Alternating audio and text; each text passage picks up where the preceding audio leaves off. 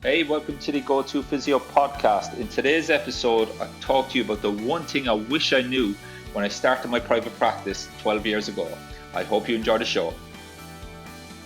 Hey, welcome to episode number 30 of the Go-To Physio Podcast. My name is Dave O'Sullivan and thank you again for tuning in. Well, we're at the halfway point of this mini-series or sub-series in the podcast on what the Go-To Therapist Mentorship students are going through at the moment. And they've just gone through module 6, which is an implementation week in the mentorship. So we unlock some business content for them if that's where they are in their career. So this week I unlock how to grow word of mouth private practice using the exact same strategy that I used to build from a single room above a running shop to where we are now with 5 treatment rooms, a gym, and a yoga Pilates studio. And some therapists take the opportunity to go through that business side of it. And for others, it's just a lot about catching up on some of the content, refining, and almost just taking a week to breathe. Now, I did have a coaching call at 6 a.m. on Friday morning with them. We've got some really, really good questions coming in as well. And I've got my slide deck of the coaching call just in front of me. And what we covered in that really to kind of link the teams even of communication and business is we covered a very important concept that a lot of solo practitioners they're starting off in business, and you're setting up your private clinic, and everyone's on about a website, everyone's on about leaflets, everyone's on about marketing templates, everyone's on about where I'm going to get my customers, everyone's on about all the sexy stuff for want of a better word. And a lot of therapists, they get excited by that, and they get excited because it's new, it's different. Okay, and I'll say this, and I'll put my hand up, and that was me too. Because we're learning new skills. Our brains, they love learning new information. That's what essentially they're designed to do on some level. And it's all really, really exciting stuff. And then reality kicks in, and what we have to understand when we set up a private practice, or even if you're a solo therapist right now, and you've been at it now for a few months, and you're doing it, but you're also doing something part-time somewhere else, like a lot of therapists who originally come into our mentorship have done, or you're at it for a year or two, and you just can't seem to break through the number of patients you see per month, if that's in terms of revenue that you're collecting, profit, or whatever. Then for me, there's only 3 things we really can focus on and should focus on. And the first one of those is increasing the number of customers and that come through the door, or said another way, increasing your number of new patients. And that's the one that everybody gets obsessed over at the start, and it's the one that a lot of therapists, if you put down hour by hour, minute by minute, how much of your attention, how much your focus, how much your effort and energy you put into growing your business, this one hands down is going to be the one where the vast majority of therapists are focusing their energy on in increasing their number of new patients. We're trying AdWords, we're trying Facebook, we're trying blog posts, we're trying X, Y, and Z. We're putting exercises on Instagram, etc. And that's all well and good. But that, to me, if that's where our focus on, that's like putting water into a leaky bucket. Okay, if there's other underlying problems within the business. Okay, and that kind of brings us on to numbers 2 and 3, which are the two that I obsess over in my clinic, and that's increasing the patient's average spend ethically. Okay, and I genuinely mean that, ethically. And then number 3, increasing the number of times that person purchases from you or uses your services. Okay, now numbers 2 and 3, kind of go together with us as therapists in terms of, we're seeing people multiple times within the first episode or their first symptoms. So I like to break numbers 2 and 3 down into number 2 would almost focus on increasing their average spend when they're with us for this period of back pain or knee pain. And then I like to break down number 3 into increasing the number of times people come back to us. Okay, so we have a stat in our clinic: existing patients initial assessment versus a new patient that have just come into us. So number 1, increase the number of customers. That new patient initial assessment, that would be a number 1. Whereas the number 3, the increase in times number of people purchase from us, or the frequency they come back to us once we've solved this problem for them, that would be what I would call an existing initial assessment. Okay, so we're very, very interested in those stats. We're very interested in the average spend with a patient. And this might all sound very businessy, but those business stats tell you a lot about where you are clinically. Okay, and that's very, very important to understand, that I can tell with my therapists that work with me based on these stats and a lot of these stats that we track where the problems are clinically. Okay, so again, a lot of therapists are focusing, now when they have their own clinics, yeah, sure, we're going to do a little bit of CPD training. We might read a blog, we might read a paper these days if you're lucky. For a lot of people, rather just go to Instagram and Facebook and stuff to get their CPD, which is fine to a point.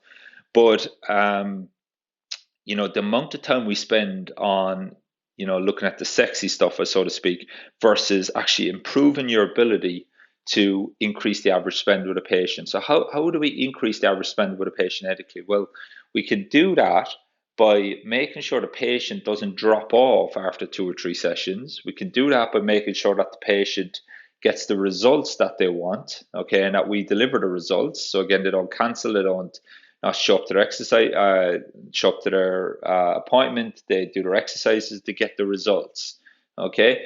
And a lot of that will happen for me. A lot of the work we do in the mentorship, and again, just reaffirming this in the coach call this week, a lot of that happens in the initial assessment in terms of setting our expectations. And again, it's about giving people value for their money, okay? There's, increasing the average spend, straight away your brain's going to go, ooh, that doesn't sit well with me.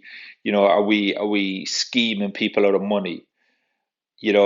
People aren't buying on price. People judge by value that they receive in return, okay? And I think that's very, very important to get your head around, okay? And the way that I see it, that we can offer massive value to patients, is get them back doing things that they love doing, make massive impacts on people's lives, okay? So, if someone comes to you with the expectation of, I've got back pain, I've had it for years, it's stopping me doing X, Y, and Z, and I just want some relief. If you do that, that's fine. But if you can get that person back to what the back pain is stopping them doing and giving them the confidence and the self-belief to get back to those things, and then their friends and family see them back at those things, they're going to be going, wow, what's going on? What did you do differently? And then that's the natural lead into a word of mouth referral, okay? Because they're doing things differently, people are seeing the differences, and you're adding massive value to that patient's life versus just giving a bit of pain relief. You haven't made a massive impact on the patient's life. You haven't given them the confidence, the self-belief to get back to things they love doing, because they still have a belief that, it's dangerous to bend, twist, turn, whatever. That's a completely different story, okay? And the average spend of that person is probably going to be the difference of about 2 sessions, which are 2 to 3 sessions, which is probably 100, 150 quid, okay? 100 to 150 quid for that person to get back into social environments, doing things that they love doing, whether it's bowling, whether it's gardening, whatever. The amount of money people will pay to get back into stuff like that is unbelievable, okay? And you're just charging an extra 2 sessions. Hey, I hope you're enjoying today's show. For more clinical content and tips to help you implement this content in the real world, please visit thegotophysio.com for more information, including my 6-step patient adherence checklist, which you can download for free. And also there's more blog content that helps you implement this stuff in the real world. You'll also find links to my YouTube show, the Go-To Physio Show, as well as lots of more information to help you become the go-to therapist, helping real patients get real results in the real world. Okay, so there's this massive mindset limited belief in therapists, and we stick our noses, if I'm being bluntly honest here, in people's finances when we've got absolutely no idea of their financial circumstances. It's none of our business. Okay, our job is to basically, my job is to help that person get back to whatever they want to get back to, if that's what they want. Now, we get very, very clear on that in the initial assessment. So again, I'm not saying you do something that they don't want to do. You ask them what they want to get back to, and you go about designing your treatment plan for that. Because if you can make massive impacts in their lives, it'll make such a difference. Okay, and then that brings you on to number 3 of increasing the number of times they'll purchase from you, because they will come back to you again with niggles, with anything like that, because they trust you, and they'll also tell their family and friends because they trust you as well. Okay, so that's very, very important as well. Is if I go to you, go and see X, Y, and Z, they'll sort you out for a pair of shoes or whatever, get a pair of jeans or whatever, and then you have a bad experience with them, and then you go, how'd you get on? I'll be honest, I bought the pair of jeans, they ripped after 2 days, or the guy was rude in there. I'm going to be embarrassed by that. Okay, I'm going to be a little bit embarrassed by sending you there. So when I give a word of mouth referral or recommendation, there's risk involved on my side as well. I'm putting my nose out to do that. Now, so that's a person who's, you're maybe not, set the world alight with them. Whereas if put it on the other shoe, if you've got that person back to doing something that they had no belief that they could get back doing, they're back doing it, that person will fight your corner, and they'll almost prime the patient. Go, you need to go see this guy. He got me back to this, this, and this. What he done with me was completely different to what I've had in the past. He'll help you. That's much more likely a person to give you a word of mouth referral. Then when they come to you, obviously you need to walk the walk. And that's the other big thing as well, is when we look at these 3 ways to grow the business, a lot of people are talking about, we're making promises on our websites. We're saying we're going to do this, we're saying we're going to do that. Now, I'll be honest, that right there scares the absolute shit out of me when I take new therapists on, is what's on my website, the promises that we're making, we need to walk the walk. Yeah, and that's why I'm a little bit alien. You can ask my new therapists. Craig has just come on, and he's 2 years qualified, and I think he was kind of wondering, God, like, these guys are going a bit overboard here. I'm 2 years qualified, but wanted to make sure that the quality that he's putting out, because my worst fear is damaging my reputation. Okay, my word of mouth reputation. I've worked so hard to build in that clinic. My other therapists have worked so hard to build, both therapists who are there now, therapists who contributed to that. You lose your reputation. That's the worst nightmare. And that's the same with the mentorship. Okay, and that's why we make sure that people are suitable for the mentorship. And that we don't, take people who aren't going to get value from it, okay, or that we genuinely believe we can help. Just like in a clinic, someone comes to you with red flags, you're going to move them on to the appropriate person if you can't help that person, okay, or at least you should do.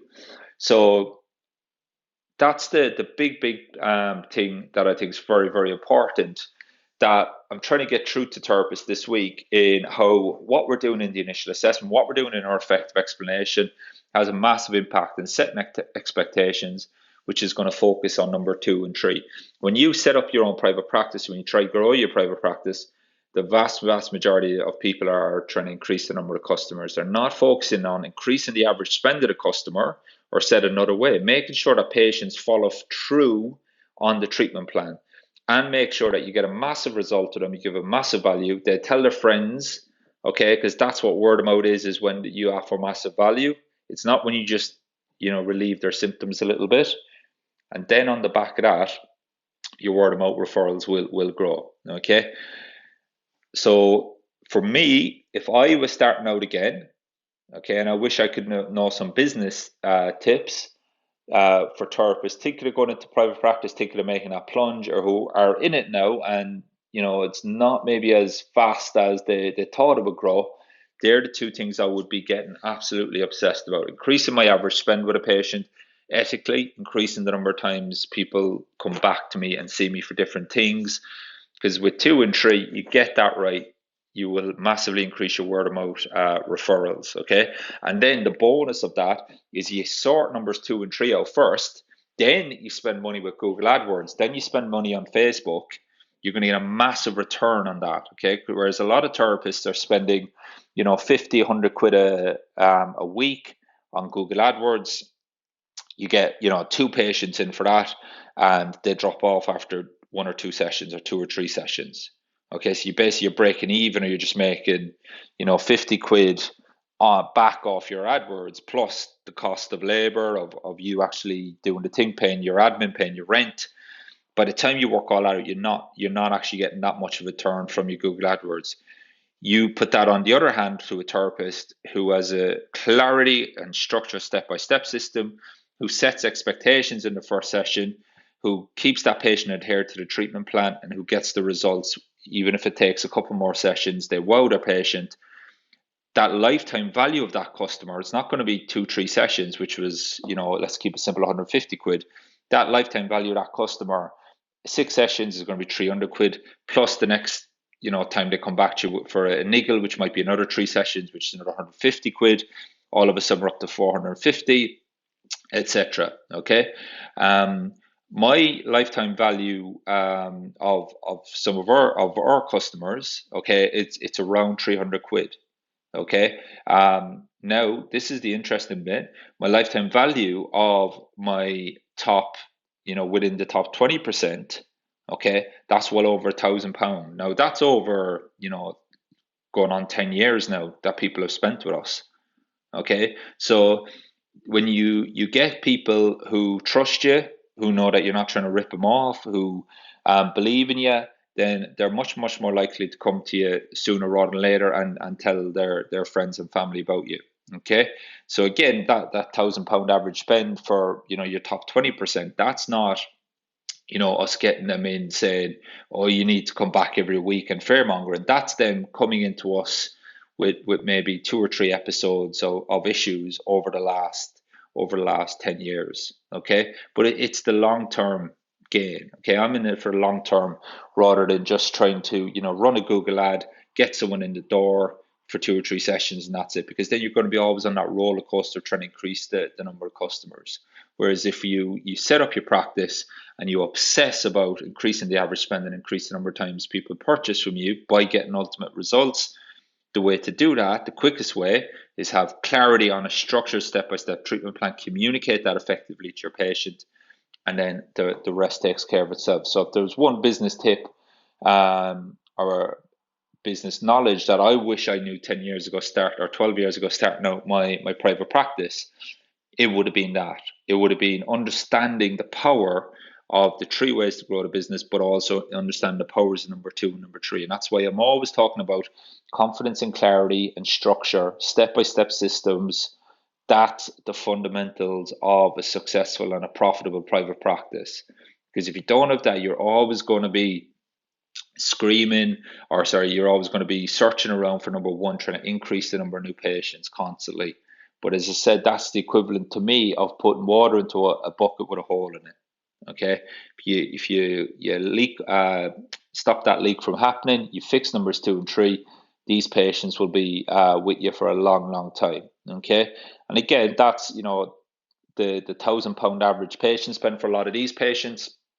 That's not just physio, that's massage, it's Pilates, it's other stuff as well, because these people then we bring them into that resilience. Okay, so again, a lot of people, it absolutely pisses me off sometimes how people are this sexy buzzword of resilience that people are saying on Twitter. We need to empower, we need to be resilient, etc.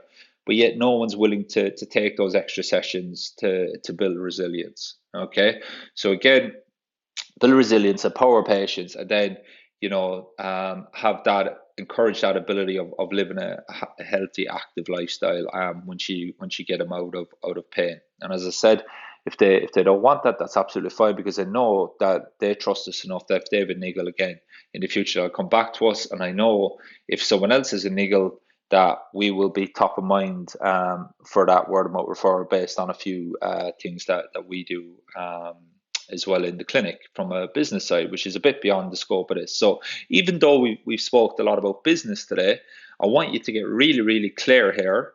I'm not saying increase your average spend by scheming people out of, or being sneaky and getting people in for extra sessions that they don't need. What I'm focusing on, or what I'm encouraging to focus yourself on, increasing the average spend, either by number one, and the easiest way is increase your prices. Okay, but for that you have to have confidence and clarity to increase your prices to deliver the results. You increase your prices, there's more pressure, there's more expectation. Patient expectation is massive as it is in private practice. So if you increase your prices, then you need to be able to deliver. That comes back to the same thing here. Of the other option to increase your average spend is make sure that the person doesn't drop off. Okay, that they complete the full 6-7 sessions, whatever it is that it's going to take that you've designed in the treatment plan. Make sure they understand the value in that. If they do that, you've given them a great chance to get value.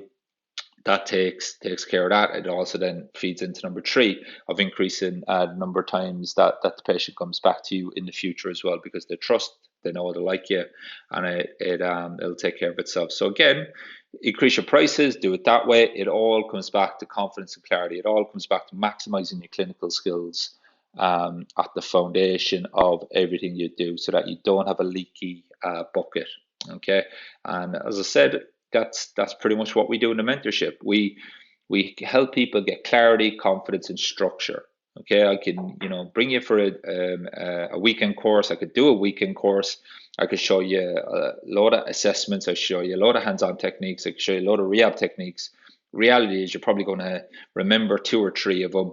And the worst thing, even worse, is you're probably going to give every single patient next week those 2 or 3 exercises, those 2 or 3 hands-on techniques, those 2 or 3 assessments, and you'll probably do that for a while, and then you lose interest in it. Whereas I'd much rather get you in and help you with the problems that you have in your business, in your clinical skills, in your confidence, with your clarity, with your structure. That's what my mentorship is about. Okay, so again, it's very, very important to understand that. The most important thing for me is that the outcome I want you to achieve is you get massive value in terms of getting confidence and clarity.